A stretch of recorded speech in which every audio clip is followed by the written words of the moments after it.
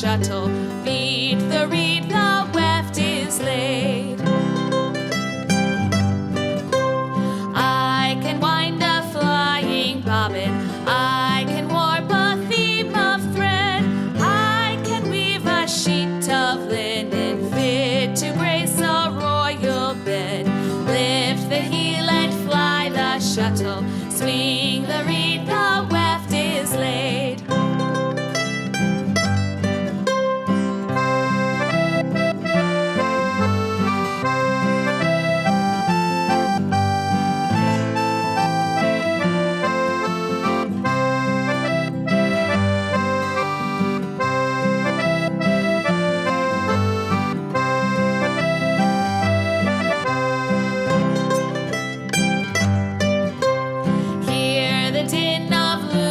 Shuttle weaving is a noisy trade. See how even soft and gentle lies the cloth when it is made.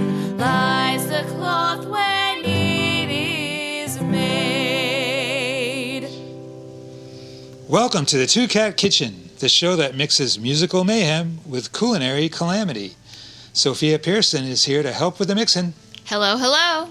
We have a special show today. We're at the Saunderstown Weaving School in Saunderstown, Rhode Island, and we're going to be hearing about the school and its library. Tell us, who are our guests today? We're going to hear from the school's founder, Norma Smayda, who will tell us a bit about the school's history and some of its varied programs. And we're going to check in with Betty Rozum, a librarian who is heading up a project to organize and catalog the library's many books and resources. I understand many of the books in the library are rare and a tremendous resource to the weavers at the school and elsewhere. Yeah, and the library also houses a number of other resources, including pattern collections and chronicles of workshops and programs from over the 50-year history of the school. Fantastic. And you know, each episode of the Two Cat Kitchen also includes a recipe. Yeah.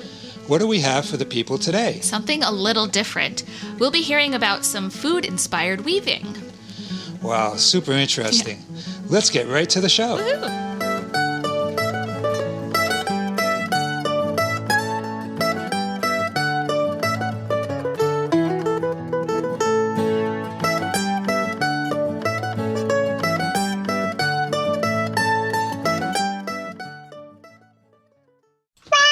All right, we're back at the Two Cat Kitchen, and we have our guests for this week. And we have Norma Smayda, Betty Rozum, Rick Walcott, and Liz Hill here with us. And this is going to be a fantastic episode. We're talking about library science at one point, but also a little bit about weaving too. And Norma, you know about weaving, I think. And so you also have here, we're at the Saunderstown Weaving School, and which, Norma, you founded quite a while ago, I believe. I did. I started it just 50 years ago. Wow, 50 years. So yeah. This is your... It's our 50th anniversary celebration with a big exhibit we're having at Hera Gallery in Wakefield. Unbelievable. That's great. Wow. Yeah, and that's coming up soon. And so can you tell us a little bit about the history of the weaving school? Well, I got started when I was living in Norway. I took some wonderful weaving classes there, and just a fabulous institute with a great teacher. And I came back really wanting to share everything that I had learned. I had a couple of friends here who wanted to know how to weave, and so we put it together, and I would teach them. It was going to be a small class. I talked to people at the Neighborhood Guild in Peacedale, and they suggested that they didn't have any looms, but if we could find looms in the area, they would have a weaving class go through the guild. The result of trying to advertise looking for looms was Peg Staley, who lived in Saunderstown, said, "We have space here, why don't you come here and teach the way you want?" So rather than being involved in another organization, I could set up my own weaving school. I did in the fall of 1974, and I had 2 looms, and Andrew Staley bought a loom. We put ours, there were kits, we put them together, and I started out with 6 looms and 6 weaving students. And every year we seem to have acquired a few more looms and a few more students. I think it's settled down to about 50 looms and between 26, 28 students a semester, 3 semesters a year. A wide variety of looms here. Of the 50 looms, there are probably 20 or 25 different makers. So it's a real experience learning to work on all these different looms. Because my background was really learning weave structure and Scandinavian influence of color and design, that's what I've stressed. Yeah, and I noticed about the looms. I've seen the weaving school here, and just fantastic assortment of looms. And I don't know anything about looms, but every one is slightly different. Is that true? That's true. Well, I have maybe 2 of one kind and 2 of another, but basically I have more than 20, 25 different looms, different kinds of looms. And why are they made differently? Are they to make different types of? No, not different types of fabric. Not necessarily. Most of them are 4-shaft, which is relatively simple, straightforward weaving and weave structures. Some are 8-shaft, and that gets into more complex weaving. We can do that.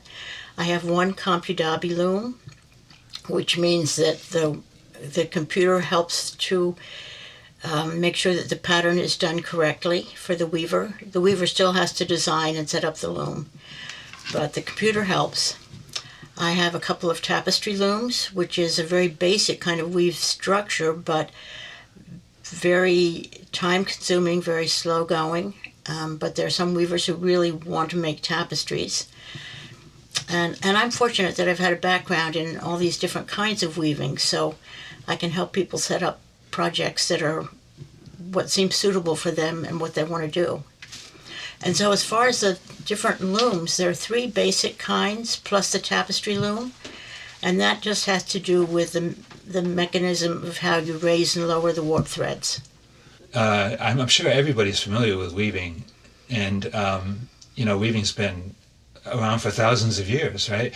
And weaving is something that is integral to civilization, I guess, and people's existence, because people rely on weaving for clothing, linens, materials, all kinds of things. Shelter. Yeah, exactly. And yurts. So, but weaving that you do here provides those things, I'm sure. But you also, and you mentioned you focus on the kind of the artistic end of weaving. Is that fair to say? And, yes. Yeah, and that's really interesting. And also you do hand weaving here, correct? Well, hand weaving refers to the fact that we throw the shuttle with our hands, but they are foot-powered looms. They're not table looms. They have treadles. Yeah. So even though we talk about this being hand weaving, we need our feet to help move the looms. Oh, okay. So it might be person-driven weaving. Yes, exactly. That's what it is. Machine-driven weaving. Yeah. So, but a lot of is it fair to say that nowadays a lot of like clothing and things that people buy in stores is provided by machine kind of weaving? Absolutely. When did that kind of come about? Do you know offhand? I'm not very good at the history, but mechanized looms were developed during the 1800s, I think. Very mechanized in around 1800 when Jacquard developed the Jacquard loom, a punch card system. And this really sped up the process of weaving at that point. But it's still all hand designed. Someone has to design it. I suppose now with AI things get a little different. Oh, okay. But we still design it even if we have aids through the computer. We choose the threads, whether it's animal or vegetable threads. We put them on the looms. We choose the colors. We choose the weave structure that's appropriate for whatever we're weaving. A twill for clothing, plain weave for kitchen towels. Oh, okay. So much goes into weaving Absolutely. that someone like me just wouldn't realize, and that's incredible. And then the artistic part of it is just designs and. Yes, we have lots of books here in the library that are inspirational. We live in a beautiful area that's inspirational. Just look out the window at the flowers in the garden or the beautiful clouds in the sky. Pictures in art books. We get our inspiration whatever strikes us. And color is also very inspirational. People have favorite colors or color combinations. Weaving is very different from other structures like knitting in the way in which the fibers interact, the colors interact. So it's a new learning process to go from, say, designing knitting to designing weaving. And so we're always learning more about color, what relates to other colors. We're going to take a short break here at the kitchen, and we'll be right back.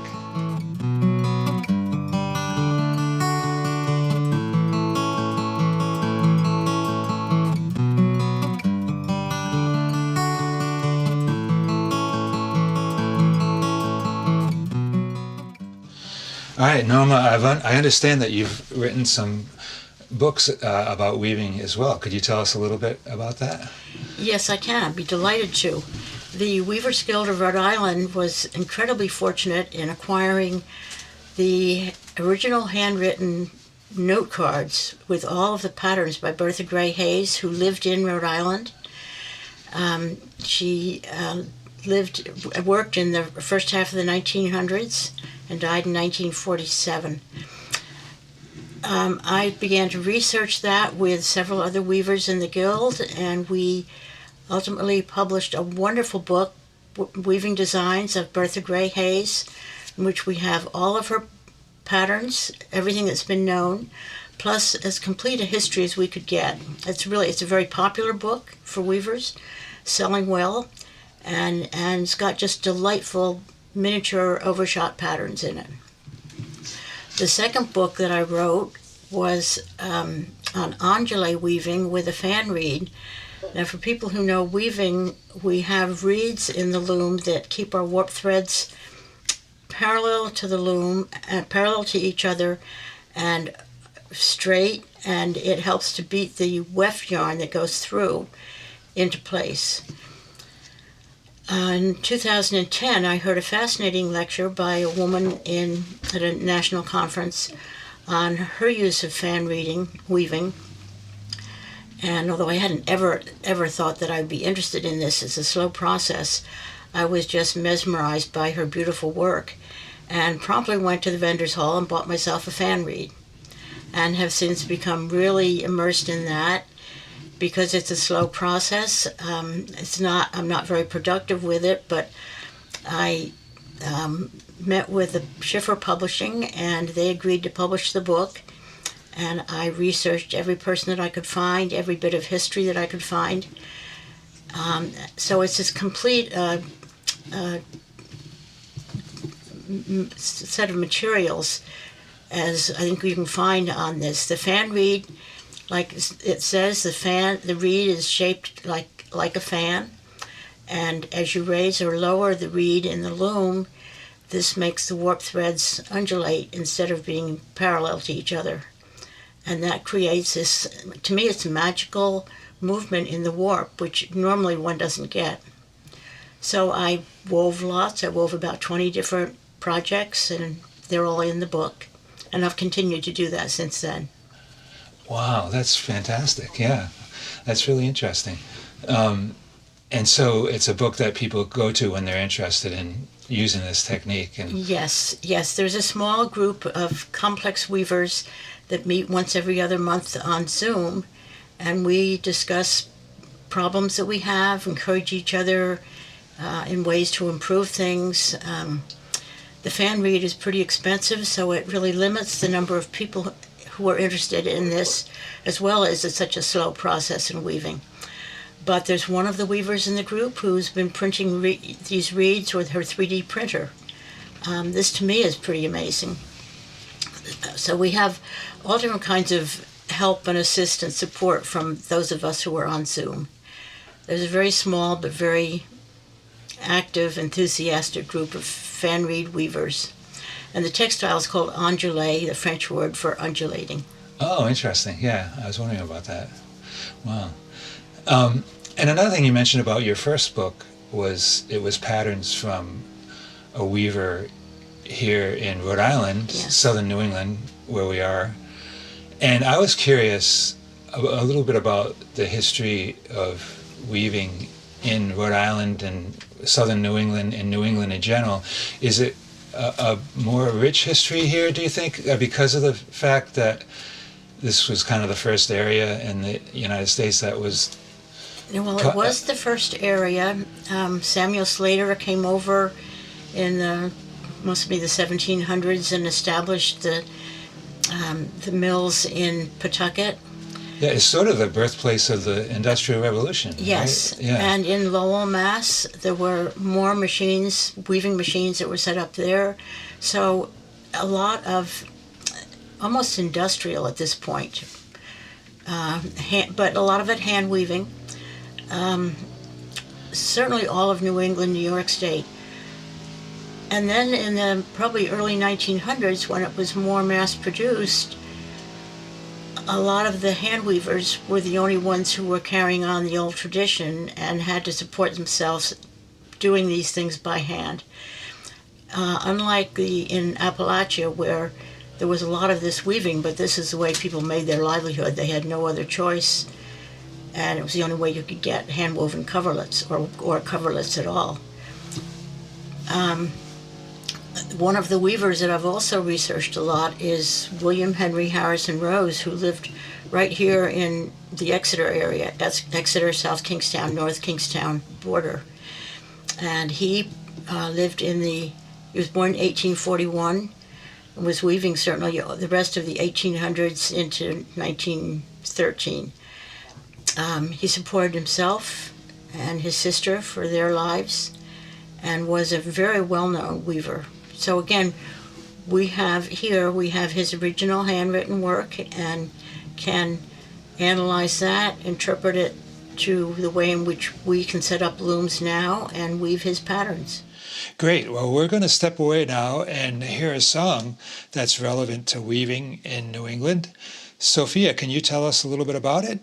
It's the Song of the Weavers, one of two songs in a literary magazine published by the women of Lowell, Massachusetts from 1840 to 1845 called The Lowell Offering. The magazine also contained articles and poems and was noteworthy in that it was one of the first artistic publications to give women a voice in the public arena. Sounds great. Let's check it out. To cheerfulness inclining, our thoughts a blessing bring. We yield not to repining, when cheerily, merrily we can sing. Oh, why should melancholy o'er us its shadow fling? To sigh is surely folly, when cheerily, merrily we can sing.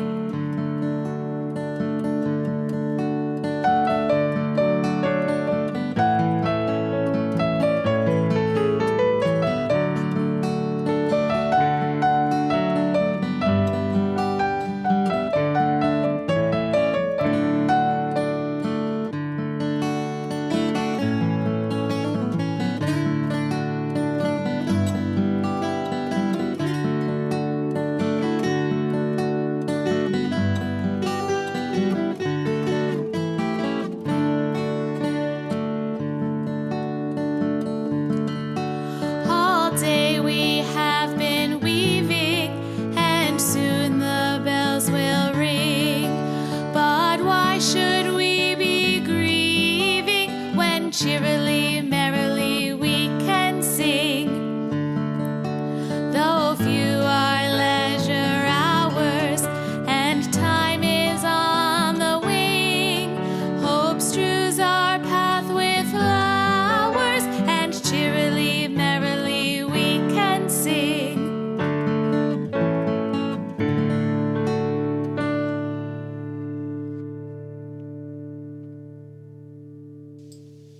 Norma, we were talking about your books and research, and that kind of leads us to the library here at the Saunderstown Weaving School, where you're preserving these patterns from the past.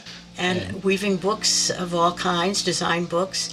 So this all started soon after I started the school 50 years ago, and I started collecting my own books. And then I've been fortunate when weavers I've known in the New England area have no longer continued weaving. They've given me their book collections, so the book collections grew. I had a weaving student, Betty Kennedy, who first she cajoled my husband into turning an unused room into a library. He was to build bookshelves, which he did. And then she started in the 1980s listing all of the books that we had. She went through every book in the whole school, was just beginning to learn what a spreadsheet was, and so they were listed by title and author. By our standards now, it was pretty crude, but it was the beginnings of our cataloging.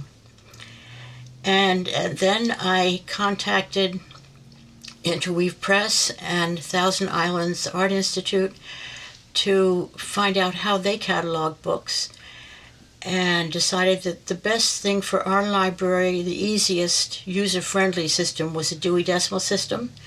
We didn't label any of the books, but we did shelve them according to that. And then 2.5 or 3 years ago, I was giving a tour through the school, and as we were finishing the tour, I turned to a person next to me and said, and now we're going into my favorite room in the school, the library. And she said, I'll like that, I'm a retired librarian. And I said, don't leave until we talk. And the rest is history. Okay, and I think she's here. Is that true? She is here. All right, and that's great. And we're going to take a quick break again, and we'll be back, and we'll talk to Betty about how we organize this incredible library. So we're back at the Two Cat Kitchen, and that was a great segue, I think, into library things. Library, and we have Betty is here with us, a librarian, and you are the person that Norma mentioned that got involved in cataloging this incredible collection, which we're sitting right in the middle of right now, and I can tell the listeners that it's really something. It's really an incredible amount of books, and I can see where you would want some kind of organization to try to make it, more accessible. This is a fantastic collection. I mean, this collection has been curated. So people chose what to buy because they're involved in what they're doing. So the books are not books that shouldn't be in a weaving collection. Yeah, so they were acquired with a purpose, kind yes, of. Yeah. Yes, they're careful. They're carefully purchased, carefully kept. And so working with a collection like this is joyful. For me, I look at it, and there's a history. I can look at it, and I can see how it's been developed through the years. That it started with there's some of these books. I'm not saying that they were purchased at that time, but there's some really old, valuable books that show this history, the development of weaving, and then going on to very current books that Norma continues to purchase. I'm assuming you purchase them, right? So somebody's purchasing them. They show up, and keeping up with the craft. So this is how libraries should be developed. Yeah. Wow, that's interesting. So yeah, let's kind of get into how you came into the process here a couple of years ago, it sounds like. Mm-hmm. And there was already some organization of this collection, and how did you approach it? Norma and I sat down, and we talked about what it was Norma wanted, what was her vision. So she wanted the books discoverable, like organized. We talked about whether to use Dewey Decimal or Library of Congress call number system. And there's pros and cons. You could use either. We chose Library of Congress because you can do a few different things with it. Oh, okay. Just quickly for our listeners, what is the difference in a nutshell? Okay. So Dewey Decimal is 0 to 9. It's a numerical. Okay. And then authors, like fiction, is based on the author's last name solely. Oh, okay. All right. Right. And Library of Congress is an alphanumeric A through Z. Yeah. And then it's AA, AB, AC, AD. So it goes to a 2-letter breakdown. So there's a pretty big span that you can do. Although within one subject, it can be pretty. Like Norma has several shelves. If you see on her shelf, she has several shelves of TT 848 because she has a lot of books in that. Oh, okay. So we do have some challenges in it. I see. All right. Well, hold that thought. We'll be right back.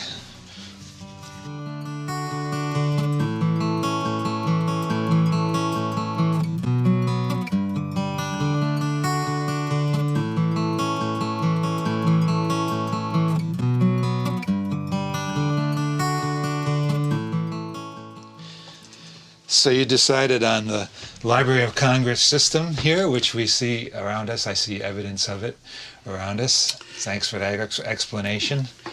And Right. Where'd you go from there? So then we needed to figure out a way to provide access to whoever comes in here so that they could find a book. So we needed like a card catalog. So like you go into the library, you look for a book, you type in the title, and it'll tell you this is the call number, this is the location of the book. We needed something like that for Norma's library. Yeah, if someone's looking for a specific book. Right. Yeah. Or if they're looking for a book on M's and O's or overshot or whatever. Okay. Those are weaving terms that I now know. So proud of myself. So there's a product called Library Thing that's a free product that you can create records for books.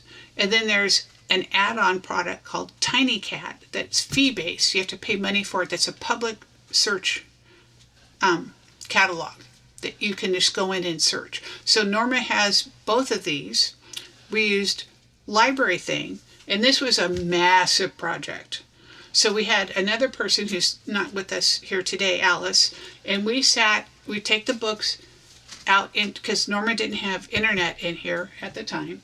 We would haul books out onto the dining room table.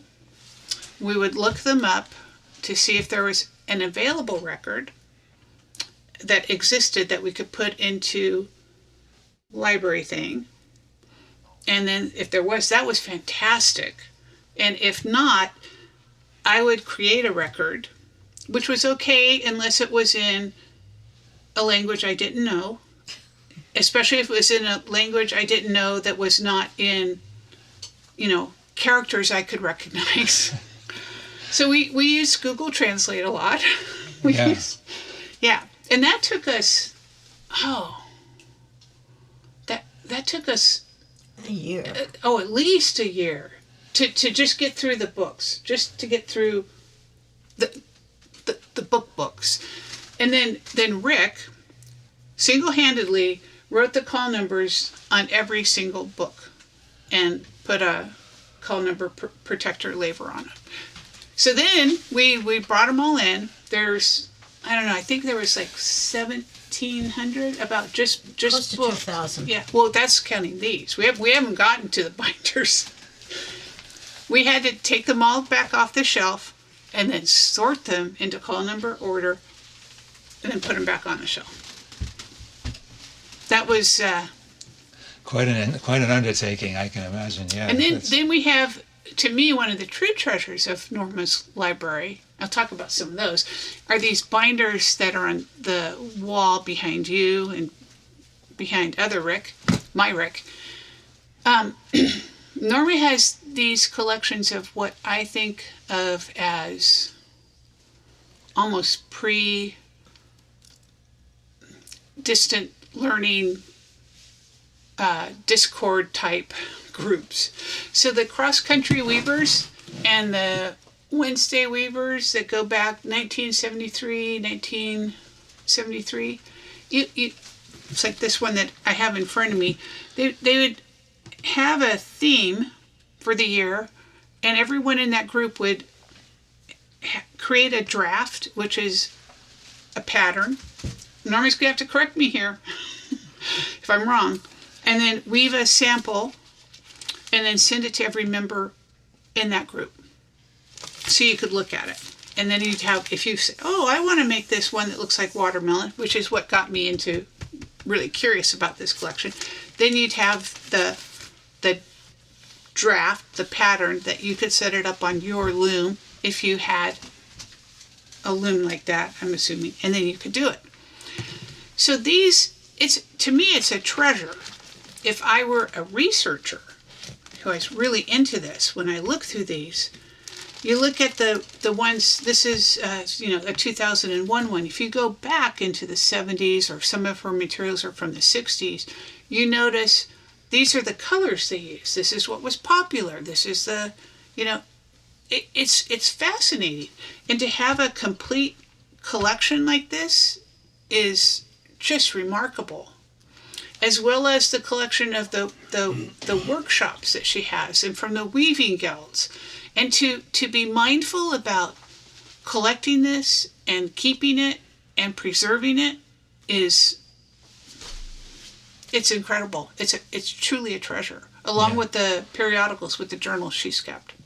But I can imagine it's a bit of a challenge in the library sense. So how do you organize it? Well, we had to make a decision on how to do this. So these have what we call in the library world a brief record. So it has like the title, and it has the year, and a description says something like where it's housed, study groups, and then a brief description like it contains drafts and samples. So it's not a full record like you would find for a book. This says publisher, and it doesn't say every item that's in it. It's enough that you can find it. In a perfect world, I would sit here and provide detailed information on every single one of these binders. But we need to catalog the samples, the weaving samples that Norma has, before I come back in here and work on that. Because Norma has other projects for me. Okay.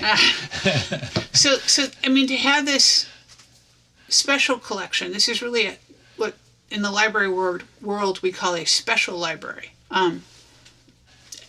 It's remarkable. And some of the books that are in here, and I'm not going to say which ones because they're probably valuable, they're not held in very many places. When I would go to catalog them, I say, oh, wow, 2 places in the United States have this. Wow. Or no one has this. Yeah, quite a treasure. Yeah, quite a treasure. And quite a treasure. I know you mentioned your computer programs maybe, or systems that you use to catalog, and one of them had cat in the title. Oh, there's... Which is very appropriate for our podcast. Yeah. But the idea with those is to get... Those are part of the cataloging, is that correct? Yes. So that you get as much information about a book into the database as possible, so when people are looking for things, they have a better chance of finding it. Is that true? Or? Yes. So when we create a record for a book, we want to make sure that there's the title, the author, subject terms or keywords, and we want to try to make it consistent. So this is where there's a bit of a problem. Library of Congress, so if we bring in some records, Library of Congress calls some things one term, and other people, if you bring in a record, will call it something else. So we just have to check for consistency so when you do a search, everything comes up. And so that's part of the database cleanup that I'll do later, is if it calls, say, something a pattern, weaving -- pattern, I make sure that draft is in there. Oh, okay. Right? Because in the weaving world, it's not the same thing, right? So. Oh, I see. Right? Yeah. But in the whoever created that in the librarian world, they didn't know.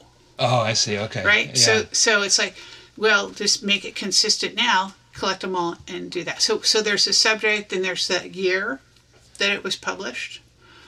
We try to do the format, like, is it hardback or paperback?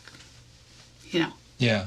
And then if there's something special about a book, really special, this is an autographed copy, or this is a special first edition, we'll put a note in, you know, just, this is, you know,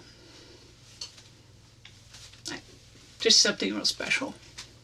Wow, that's really interesting. So you're kind of like refining the Library of Congress system a bit, because you have... Yeah, we're refining the record. We take the record and then we edit it. Okay. But the one that's in, that they have, we can't touch that. Oh, right, but you're making it a little more specific. Yeah, we make it work better for Norma.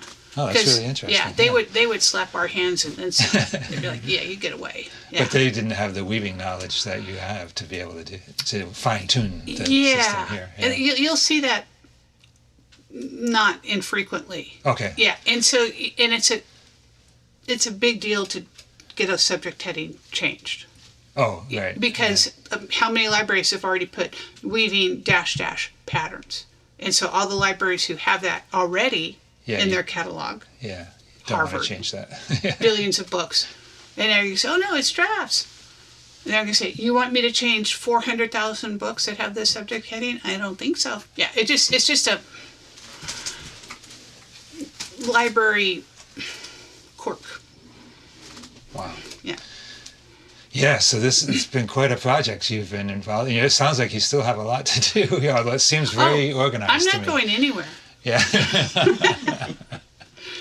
That's great. Yeah, so the next project that we're doing for the library is the organizing the weaving samples. So, you know, like here's... Oh, the actual cloth samples. Yeah. Wow. Yeah, so we've been building a database, not the tiny cat and the library cat, because these aren't books.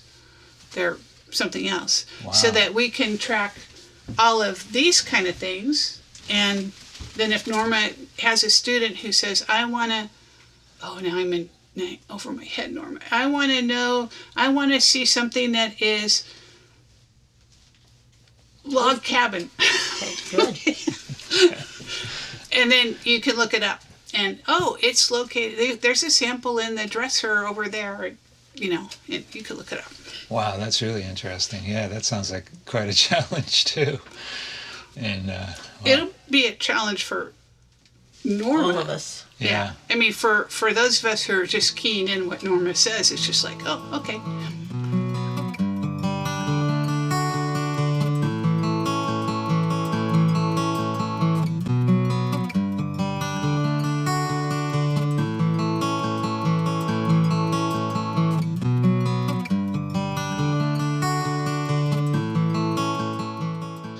we head across the sea for our next song. I believe a Scottish folk song? Yes, The Work of the Weavers is a Scottish song written in the 1840s by David Shaw.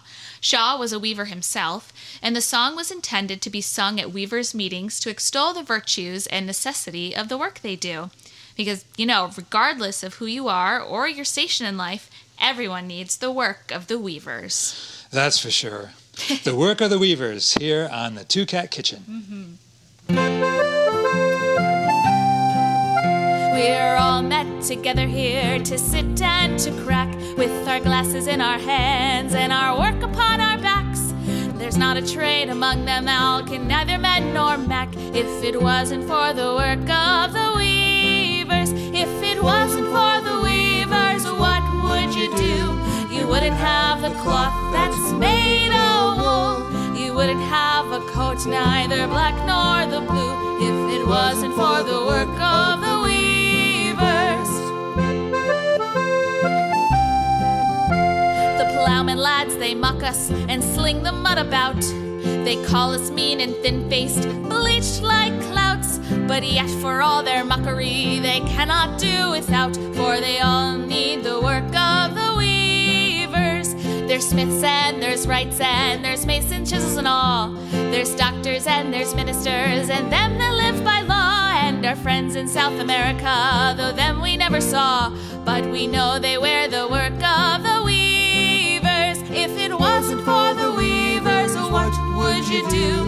You wouldn't have the cloth that's made of wool. You wouldn't have a coat neither black nor the blue, if it wasn't for the work of the weavers.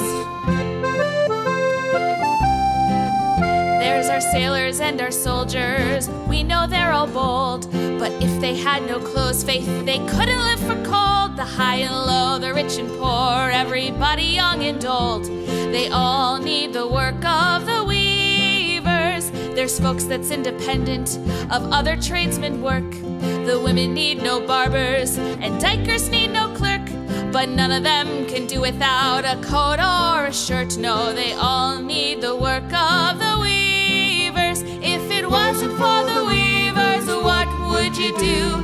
You wouldn't have the cloth that's made of wool. You wouldn't have a coat neither black nor the blue, if it wasn't for the work of the weavers.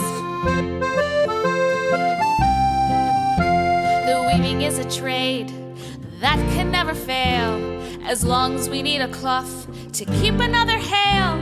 So let us all be merry o'er a bucket of good ale, and drink a health to the weavers. If it wasn't for the weavers, what would you do? You wouldn't have a cloth that's made of wool. You wouldn't have a coat neither black nor the blue, if it wasn't for the work of the weavers.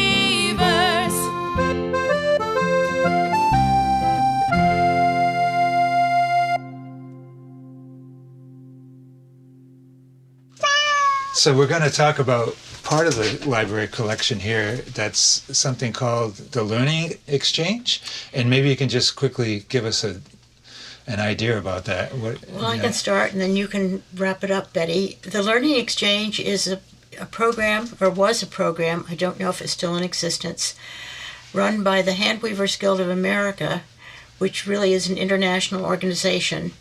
And they organized this program in which there would, for example, the one that I'm looking at right now was going to be a study in M's and O's, a weave structure. So announced in the National Journal was that anyone who was interested in working on this project would write in for the application, would find out who the teacher was, and often there'd be 8 or 10 weavers across the country who were interested in this study of M's and O's. They would fill out the applications, they would find out the teacher's address. At this point we were actually up to emailing, and the teacher would then, so the weavers would each weave a sample for everyone in the group, plus themselves, plus the teacher. So with 10 weavers, there would be a record that would, and a sample sent to Handweavers Guild of America, and one to the teacher. So the teacher would then get the samples from 8 different or 10 different weavers and would critique them. The teachers were chosen based on their expertise, and the teacher would then write a critique of each of these 10 weavers' work and send the critique to all 10 people. So it's like sitting in a private class where you get to learn a technique. You've worked it out by yourself at home to try and do what you thought was an M's and O's, and then you would see 10 different samples from all of these people and the critiques that the teacher had sent. So it was really like a mini weaving learning session. Like a master class kind of. Yes, yes. But the weavers were all different levels. If it was M's and O's, probably mostly 4-shaft, relatively beginner weaver people took part. Some were more advanced. And there could be several of these different learning sessions that went on every year. So it really was a great way, from my perspective, for a weaver to sit at home anywhere in the country. All they had to do was mail their 10 samples to everyone, plus the teacher, and get critiques. Wow. Really interesting. You know, Betty, do you have any more from your perspective? I think that it's really solid example of what I think of as distance learning. You know, I worked at a land grant. I know URI is a land grant university. And a lot of people can't make it to a physical place to learn. And so having an example like this in the weaving world really speaks to me, because I know we had people, I worked in Utah, and so there's a lot of very remote places. So students would rely on having materials sent to them before we had video options readily available. But much like this, and to see it applied in learning a skill like weaving is just fascinating to me. And I'm sure, you know, you guys just did this, and you've kept it, and you've recorded by keeping this that you were doing this. And I think it shows something about the dedication to this craft, that I think it's valuable to retain this and let people know who study this that this was going on, you know, that this was something that you did. You know, I think it's fascinating and important. There's a ton of stuff in here that I think is fascinating and important, but that's. And it looks like you have quite a collection of these samples here, and Yes. the critiques as well. Is that true? Or Well, yes, I should have my critiques in here as well. yeah, And I do, because I probably was the teacher or the critique person for, I would say, 8 or 10 different sessions over a few years. And so I kept all of the samples that were sent to me. I kept my critiques to each of them. And I'm just looking right now at one weave structure called M's and O's. In the back of this binder, there's another weave structure called Crackle. I happen to have a weaver now who is beginning to design an M's and O's project, and I'm looking at this, which we just pulled off the shelf, and I'll see that she gets this notebook to look at this week. that's great. Yeah, so fantastic. So it's there for people to use. And, Yes. Yeah. And as Betty had said, it's important to try and get all the subject titles into the catalog, so that it's not only learning exchange, but it's learning exchange specifically on M's and O's and Crackle in this particular binder, so we can find it when we're looking for it. I see. Yeah, and that sounds like a lot of work doing that. Oh, well, Norma, you know, we sat here and there'd be a stack of these binders, and I look at them. And so Norma would have to say, this is such and such and such and such, and M's and O's, or Crackle, or Bronson Lace, or, you know, and then we'd have to put it into the program and then type up a label for the binder, and then come back the next week with the printed out label that Rick would then get onto the binder, you know, find the binder again, and then make sure I didn't make a typo typing the label, which happened. Yeah, so I mean, it was, but it's Norma that she could just look at these and say, oh, that's, you know, and that knowledge is, oh, it's incredible. It's so valuable. Oh, and that so-and-so did this. Oh, or that there's a book by, you know, this and that in the library. It's a, you know, and I'm just like, how do you know that? You know, you have a couple thousand items in here. How do you know that? That's impressive. All right, that's very interesting. Thanks for sharing all that with us. And we're going to actually come back and just talk a little bit more about the binder you have in front of you now, which is culinary oriented, and we'll get into that in just a minute.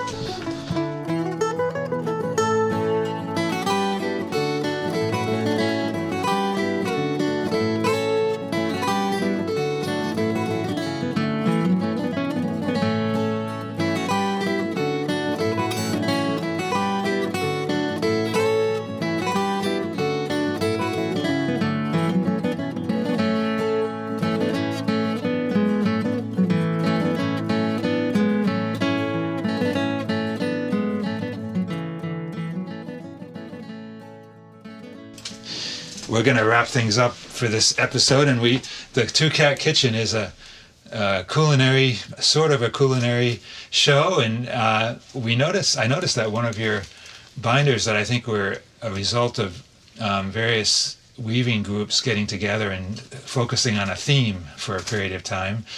One of your binders was titled Culinary Inspirations, or inspired by food or cuisine. Yes. Fabric inspired by food or cuisine, which is fascinating. How does that work? There are 30 of us in cross-country weavers from across the country, and once a year we weave a 6-inch square sample, which we send to every one of the 30 of us based on the theme. So based on its food-inspired weaving, was a incredible range of topics, of recipes. I'm looking at the beginning of the book, and the woman who wove something that looked like Boston brown bread with little dots in her weaving, brown weaving with little dots in it, and she sent us her Boston brown bread recipe. There was a woman who wove something based on a pizza cloth, and is a red and white sort of, would be nice for a tablecloth to serve pizza on.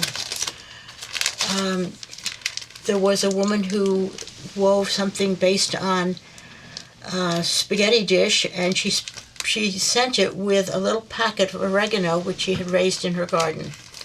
So we are all inspired by different things. You have to see the weavings to see what the inspiration is. There's this wonderful lace weave by Tony Cormos, and it's a grapevine. It's just an incredibly complex weave structure. Many of the weavers work with complex weaving and more advanced looms. Just a beautiful lace pattern representing grape leaves. My favorite here is the woman who sent a pot holder, so a 6x6 inch pot holder, thick enough to be a pot holder, and it's based on the meatball in the song from the Spaghetti and Meatballs, and the meatball slipped onto the floor.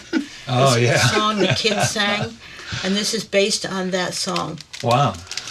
There's another spaghetti one, which this sample came as a distorted weaving, and when we got it, we were to put it in water and it would flatten out to look like her spaghetti sauce. The one that I did has brown and green squares, small squares, based on the Portuguese ceramic olive dish, where the olives are put in one section and the pits go into another section, and the base color is the color of their ceramics. A weaver in the group had gotten mine, and she sent me hers, which looked like Triscuits, and she emailed and said we should have gotten together and had olives and Triscuits and a glass of wine together. Some of the more impressive ones, here's one showing lettuce leaves. She envisioned this as her salad. One with a very complex loom is the chocolate mousse, and it is a drawing of a moose, a brown moose against white background. Wow. That's just so fascinating to see how that food can be translated into weaving. And you have to see it to see Yeah, the M's unfortunately and our O's. listeners can't see it, but you did a great job explaining a lot of them. But wow, that's really interesting. Yeah. And just to come up with the idea of what to do, that's really impressive, I think, in general. Well, we've been doing it for probably 70 years and a different topic every year. Yeah, yeah. That's really fascinating. Well, thanks for sharing that with us. And thanks, everyone, for being guests on the Two Cat Kitchen. It's really been a fascinating and a very brief journey into weaving and libraries. And I wish we had more time that we could spend, but thank you again for being a guest. Thank you. Thank you. That's all we have time for in this episode of the Two Cat Kitchen. We'd like to thank our guests Norma Smayda and Betty Rozum, and everyone at the Saunderstown Weaving School. Be sure to join us next time right here at the Two Cat Kitchen. The two